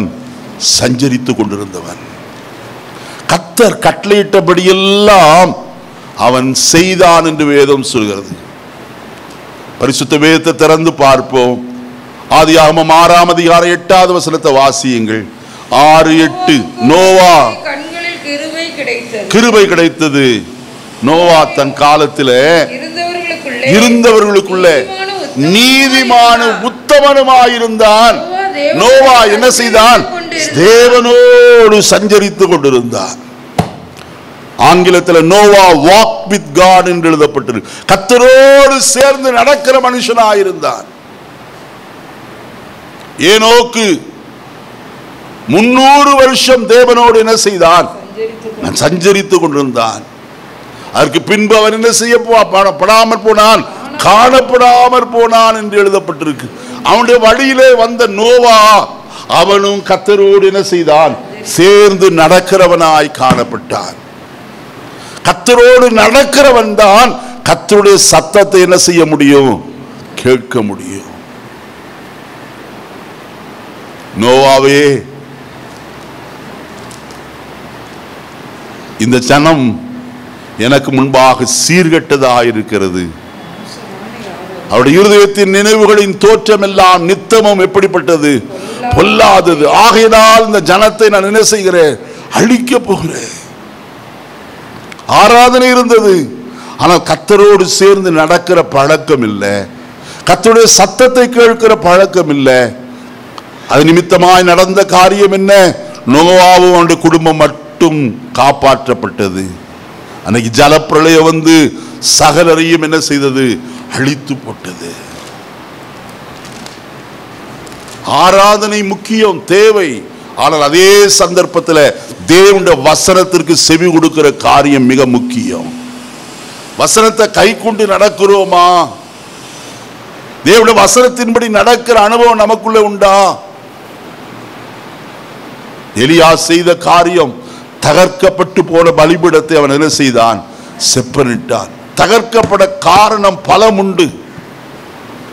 ஒருவனும் கர்த்தரை தேடாதவர்களாய் காணப்பட்டார்கள். கர்த்தருக்கு ஆராதனை செய்யும் சிந்தை இல்லாமற் போயிற்று. கர்த்தருக்கு விரோதமாய் உலகத்தின் உல்லாசங்களிலும் உலகத்தினுடைய இன்பங்களிலும் திளைத்து போனார்கள். கர்த்தரை மறந்தே போனார்கள்.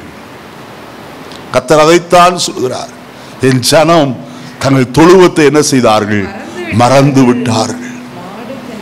அது எத்தனை நாள்? எண்ணிறந்த நாளாய் என்னை மறந்தார்கள்.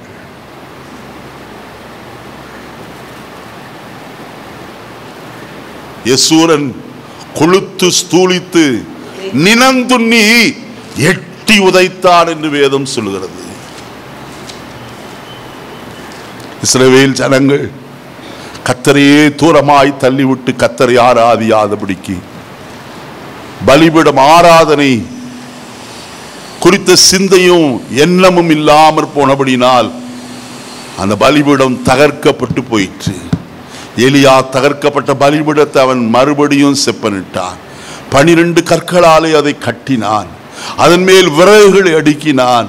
காலையை சந்து சந்தாய் துண்டித்து அதன் மேல் வைத்தான். அதோடு நின்று விடவில்லை. இப்படியே கர்த்தரிடத்தில் ஜெபித்திருந்தால் நிச்சய அக்கினி வந்து பட்சித்து இருக்கும். ஆனால் பாகாலுடைய தீர்க்கதரிசி சொல்லுவார்கள், எலியா பலிபீடத்தின் அடியிலே நெருப்பை வைத்திருந்தான் என்று. ஆகையினால் தான் 12 குடம் தண்ணீரை அந்த பலியின் மேல் என்ன செய்தான்?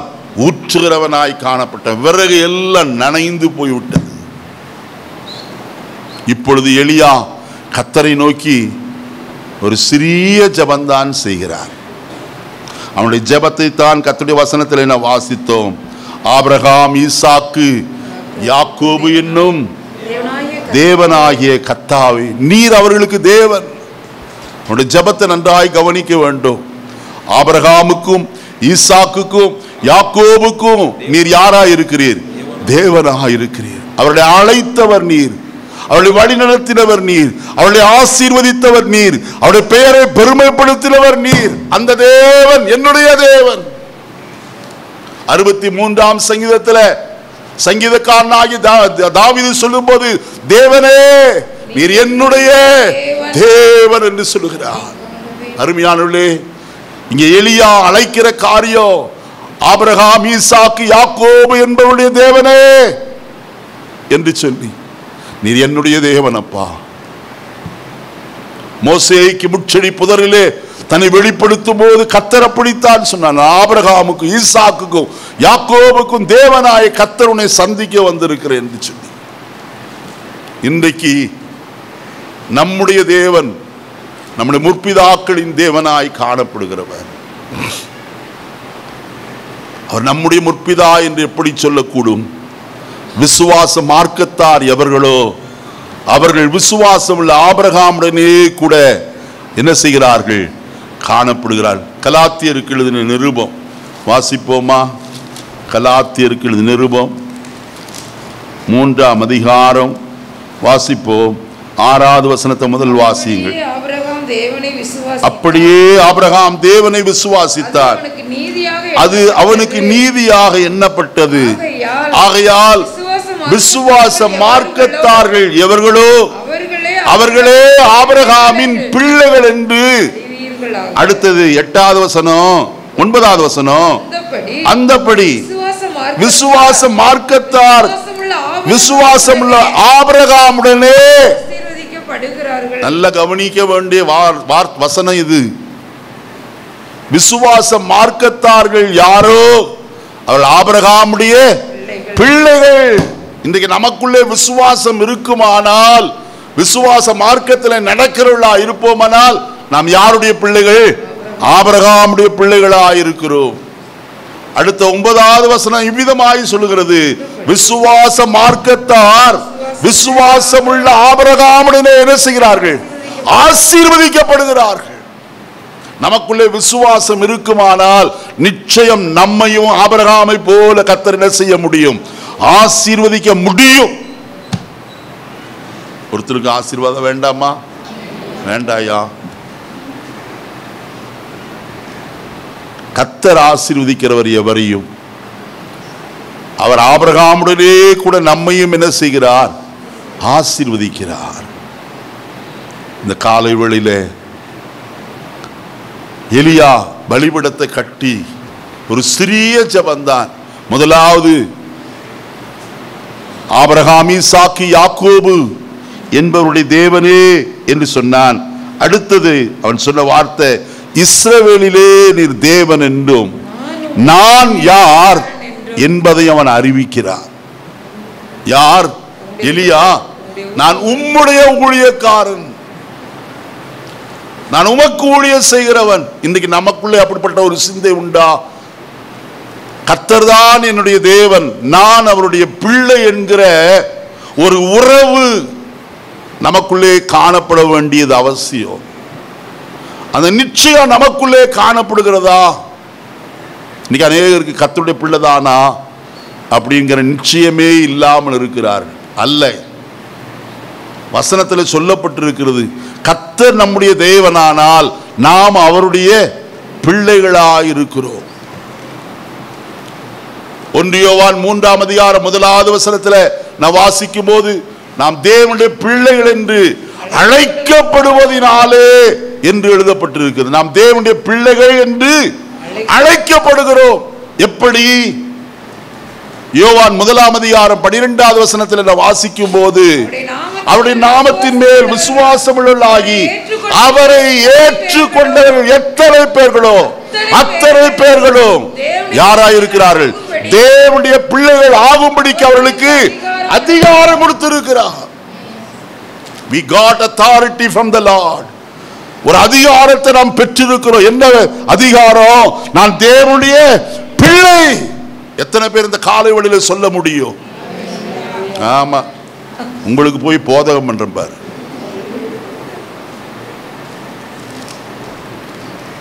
எல்லாம் சாப்பிட்டு தானே வந்தீங்க.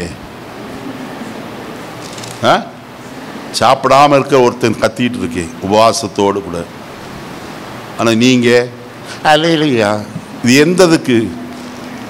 நல்ல கரங்களை உயர்த்துவர்கள் இல்லையா சொல்லுங்க பார்க்கலாம். நாம் மரித்தவர்கள் அல்ல, ஜீவனுள்ள தேவனுடைய பிள்ளைகளாக இருக்கிறோம். ஜீவனுள்ளவர்கள் எப்போதும் விழிப்பாக இருக்க வேண்டியது அவசியம். கர்த்தர் நமக்கு அதிகாரத்தை கொடுத்திருக்கிறார். நான் தேவனுடைய பிள்ளை என்கிற அதிகாரம். பிசாசே இயேசுவிடத்தில் போய் சொன்ன வார்த்தை என்ன தெரியுமா? நீ தேவனுடைய குமாரனே ஆனால் இங்கிருந்து என்ன செய்யும்? தாழ குதியும். தூதர்கள் உம்மை தம்முடைய கைகளில் ஏந்திக் கொள்வார்கள் என்று எழுதியிருக்கிறது என்று சொன்னார். There is no doubt. அவர் யார்தான்? தேவனுடைய குமாரன் தான். அருமையானே, தேவனுடைய குமாரன் என்று எப்படி தெரியும்?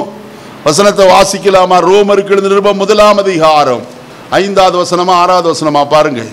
ரோமர் 1:5 வசனம்.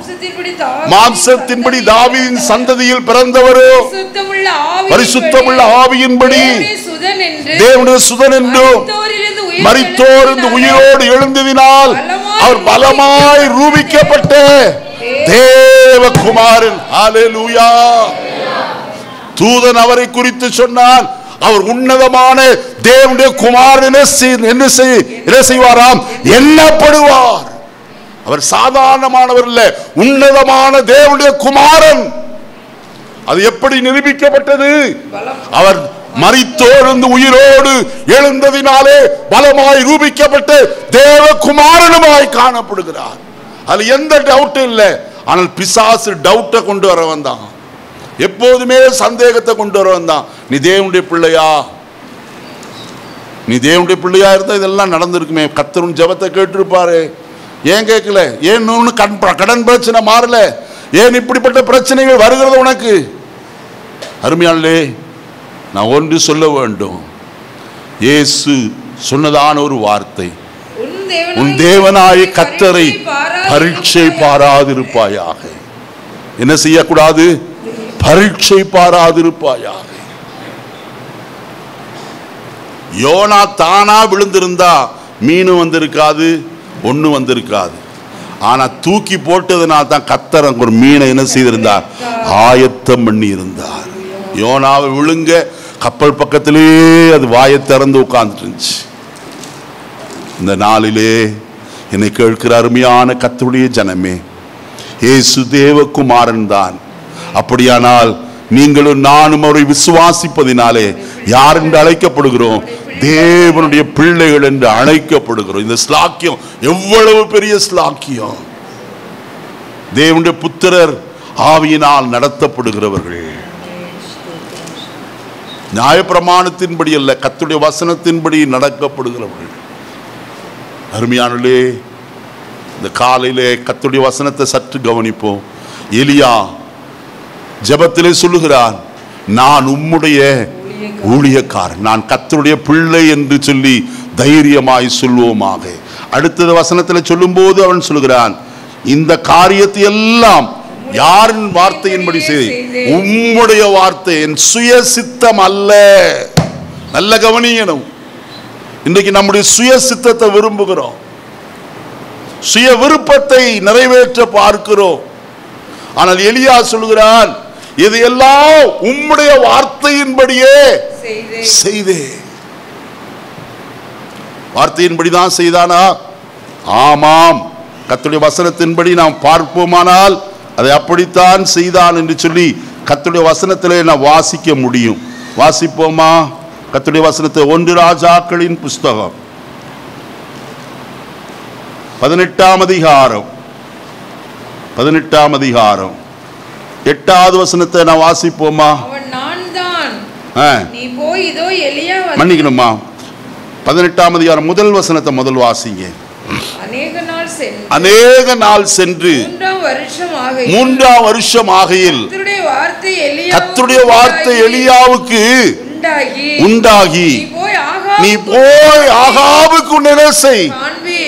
கர்த்தருடைய வார்த்தையின்படிதானே செய்தான். எத்தனை பேர் ஒத்துக்கொள்றீங்க? கர்த்தருடைய வார்த்தையின்படி செய்யணும். கர்த்தருடைய வார்த்தை என்ன சொல்கிறதோ அதற்கு முழுவதுமாய் நம்மை அர்ப்பணிக்க வேண்டும். நம்முடைய சுயசித்த ஒரு நாள் ஆகாது. இயேசு கெத்சமனே தோட்டத்தில் ஜெபித்தது நமக்கு தெரியும். அவர் ஜெபிக்கும் போது சொன்னார், பிதாவே இந்த பாத்திரம் என்னை விட்டு நீங்க கூடுமாகில் நீங்கும்படிக்கு செய்யும், ஆயினும் என்னுடைய சித்தத்தின்படி அல்ல உம்முடைய சித்தத்தின்படியே ஆக கடவுதி. மனுஷிக சித்தம் அல்லையா, தெய்வீக சித்தத்தை நிறைவேற்ற நாம் அழைக்கப்பட்டிருக்கிறோம். தேவனுடைய சித்தத்தின்படி செய்கிறவன் எவனோ அவன் கர்த்தருக்குள் என்ன செய்கிறவன்? நிலைத்திருக்கிறவனாய் காணப்படுகிறவன். தேவ சித்தத்தை நிறைவேற்றுகிறோமா? எந்த காரியத்திலும், நம்முடைய பிசினஸ் காரியமானாலும் நம்முடைய குடும்ப வாழ்க்கையிலானாலும் எந்த காரியத்திலேயும் தேவ சித்தம் நிறைவேறுவதற்கு நம்மை ஒப்பு கொடுக்க வேண்டும். எலியா கர்த்தரை பார்த்து சொல்லுவோம், உம்முடைய வார்த்தையின்படி தாயா ஆகாபுக்கு என்னை காண்பித்து இந்த பலிபீடத்தை கட்டி இருக்கிறேன். அடுத்து அவன் சொல்கிற வார்த்தை நன்றாய் கவனியுங்கள், வாசிப்போம். கர்த்தாவே நீ தேவனாய கர்த்தர் என்றும் தேவரீர் தங்கள் இருதயத்தை மறுபடியும் திருப்பினீர் என்றும் இந்த ஜனங்கள் அறியும்படிக்கு என்னை என்ன செய்ய, என் ஜெபத்தை கேளு ஐயா. ஒருவேளை நீங்க நினைக்கலாம், எலியா இத்தினூண்டு ஜெபந்தான பண்ணனா இந்த ஜெபத்துக்கா கர்த்தர் பதில் தந்தார். நம்மளும் கூட சொல்றோம், ஆண்டவரே இந்த சுருக்கமான ஜெபத்துக்கு என்னது பெருக்கமா, என்ன ஜெபம்? சுருக்கமான ஜெபம், ஆனா பெருக்கமா அள்ளி கொடுக்கணுமா கர்த்தர். அப்படியா எலியா காணப்பட்டான்? இல்லை. நாம் யாக்கோபின் நிருபத்தில் வாசிக்கும் போது எலியா என்பவன் நம்மை போல பாடுள்ள மனுஷனாயிருந்தோம், மழை பெய்யாதபடிக்கு கருத்தாய் ஜெபம் பண்ணான். எத்தனை நாட்கள்? 3 வருஷமும் 6 மாசமும் விடாப்பிடியாய் ஜெபம் பண்ணி கொண்டே இருக்கிறான். ஒவ்வொரு நாளும் சொல்லுவார், கர்த்தாவே மழை தேசத்தில் பெய்யக்கூடாது. ஏன்னா நான் சொல்லிட்டு வந்திருக்கிற ஆகாபுக்கு மழை பெய்யாதும் பனியும் பெய்யாது என்று சொல்லி ஒவ்வொரு நாளும் ஜெபித்து கொண்டிருந்தவன் தான். இப்பொழுது 3.5 வருஷமாகி கர்த்தர் உன்னை காண்பி என்று சொன்ன போது போய் நின்று கொண்டு கர்த்தரை நோக்கி ஒரு சிறிய ஜெபம் பண்ணினான். கர்த்தர் பெருக்கமான நன்மையை கர்த்தர் என்ன செய்தார்? அக்கினி வானத்திலிருந்து என்ன செய்தது? இறங்கி பலியை பட்சித்து கற்களையும் என்ன செய்தது? நக்கி போட்டது. காலையிலே விடாப்பிடியாய் ஜெபம் பண்ணுவோம், கருத்தாய் ஜெபம் பண்ணுவோம். கர்த்தர் தம்மை யார் என்று நம் மூலமா என்ன செய்வார்? தேசத்தில் விளங்க பண்ணுகிறவராய் காணப்படுவார். இந்த காலையிலே நான் ஒன்று சொல்லி நிறைவு செய்ய விரும்புகிறேன். 2 நினைவு நமக்கு வேண்டாம், 2 விதமான ஆராதனை நமக்கு வேண்டாம், 2 விதமான பலிபீடம் நமக்கு வேண்டாம். நமக்கு ஒரே ஒரு கர்த்தர் உண்டு. அவர் பரலோகத்தில் இருக்கிறார். அவருக்கு சித்தமானதை செய்கிறவர். நாம் அவருடைய சித்தத்தை நிறைவேற்றி கடைசியில கர்த்தருடைய ராஜ்யத்தில் சேர்க்கப்பட ஆயத்தப்படுவோம். நாம் எல்லாரும் எழுந்து நிற்போம், கர்த்தரை நோக்கி பார்ப்போமே. எலியாவின் ஜெபத்திற்கு பதில் தந்த கர்த்தர், என்னை கேட்கிற அருமையான கர்த்தருடைய ஜனமே, உங்களுடைய ஜெபத்திற்கு அவர் பதில் கொடுக்க உண்மையுள்ளவராயிருக்கிறார். ஐயா, நான் எத்தனையோ ஜெபம் பண்ணிட்டேன், பதில் வரவில்லை. காலங்கள் கடந்து போனாலும் நாம் ஏறெடுத்த ஜெபத்தை அவர் புறக்கணிக்கிறவர் அல்ல, கேளாதவர் போல காணப்படுகிறவர் அல்ல.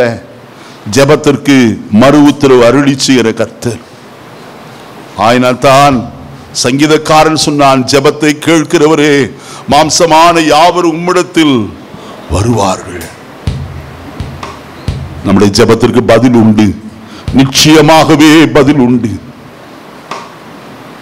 எலியாவின் ஜெபத்தை கேட்டு அக்கினியை வானத்திலிருந்து வர்ஷிக்க பண்ணி பலிப்பொருளை பட்சித்த அதே கர்த்தர் இந்த நாட்களிலே நம்முடைய வாழ்க்கையிலும் நன்மை செய்ய போதுமானவராக இருக்கிறார். நம்மை அவருடைய கரத்தில் ஒப்பு கொடுப்போம். ஜெபத்தில் உறுதியாய் தரித்திருப்போம். மேன்மையான காரியத்தை கர்த்தரிடத்திலிருந்து பெற்றுக்கொள்வோம். பரலோகத்தின் நல்ல பிதாவே, நல்ல வேளைக்காய் ஸ்தோத்திரம். இந்த காலையில் எங்களோடு நீர் பேசின உம்முடைய ஜீவனுள்ள வார்த்தைகளுக்காய் நாங்கள் உமக்கு நன்றி சொல்லுகிறோம். இன்றைக்கும் ஆண்டவரே, நீர் கர்த்தர் என்பதை இந்த வசனத்தின் மூலமாக நீங்கள் அறிந்து கொள்ள எங்களுக்கு உதவி செய்தீர். எங்களுடைய வாழ்க்கையில் 2 நினைவுகள் அல்ல, 2 விதமான ஆராதனையும் அல்ல, 2 விதமான பலிபீடம் அல்ல. ஆண்டவரே, நாங்கள் ஒரு மனதோடு கூட உம்மை சேவிக்கவும் உம்மை பின்பற்றவும் உமக்கு சாட்சியாயிருக்கும் எங்களுக்கு அனுக்கிரகம் செய்யும். நாங்கள் அப்படி செய்யும் போது, தகர்க்கப்பட்ட எங்களுடைய ஜீவிதத்தை நாங்கள் செப்பண்டும் போது, நீர் மெய்யாகவே எங்களுடைய ஜெபத்திற்கு பதில் தருகிறீர். எங்களுடைய வாழ்க்கை எதிலே நொறுங்கி கிடக்கிறது, எது நிமித்தமாய் நொறுங்கி போயிற்று, எதினாலே சிதறமடைந்தது என்பதை ஆராய்ந்து பார்த்து தேவனோடு கூட நல்மனது பொருந்த எங்களை ஒவ்வொருக்கு நீர் அனுக்கிரகம் செய்யும். இந்த காலையிலே உம்முடைய பரிசுத்த அக்கினியை உம்முடைய பிள்ளைகள் மேல் நீர் வர்ஷிக்க பண்ணும். பதிலை தந்து உம்முடைய நாமத்தை மகிமைப்படுத்தும். ஆசீர்வதியும். இரட்சகர் நாமத்தில் பிதாவே, ஆமென்.